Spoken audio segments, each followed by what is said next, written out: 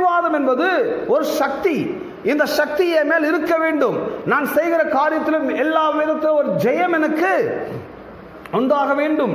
கடவுள் சொல்றாரு, தேசத்தை உனக்கு கொடுக்கும் பொருட்டு. இப்போ சொல்லுங்க, இவர் தலை சாக்கி இடம் இல்லாதவரா? தேசத்தை அவர் பேர்ல வச்சுங்கிறாரு. ஏழைகள்லாம் கூப்பிட்டு இதை வச்சுக்கோன்றாரு. நாம 2 சென்ட் கொடுக்கறதுக்கு யோசனை பண்ணுவோம். அவர் நாடு நாடா கொடுக்குறாரு. இந்த நாடு உனக்கு, அந்த நாடு அவனுக்குன்றாரு. ஏதோ இவன் எடுத்துக்கோ, மோவாப் நீ எடுத்துக்கோ, கானான் நீ எடுத்துக்கோ. அப்போ நாடுகளை இவர் ஷேர் பண்ற அளவுக்கு அப்போ இவர் எவ்வளவு பெரியவரா இருப்பாரு? ஹலோ. ஆனா இவர் எப்படி காமிச்சிட்டாங்க? தலை சாக்க. அதையும் நம்பிடுறாங்க பாருங்க. ஆமாயா, அவரு கூட தலை சாக்கலையா, அடியனுக்கு ஒண்ணுமே, அதனால தான் நான் வீடை வாங்குறது இல்லை. இவங்களாம் பெரிய புத்திசாலிகள். ஆனால் கோயிலுக்கு போகிறாங்க. ஏழை ஆகிறதுக்கு எது கோயிலுக்கு போகணும்? கொஞ்சம் உருப்படுறதுக்கு தான் கோயிலுக்கு போகணும்.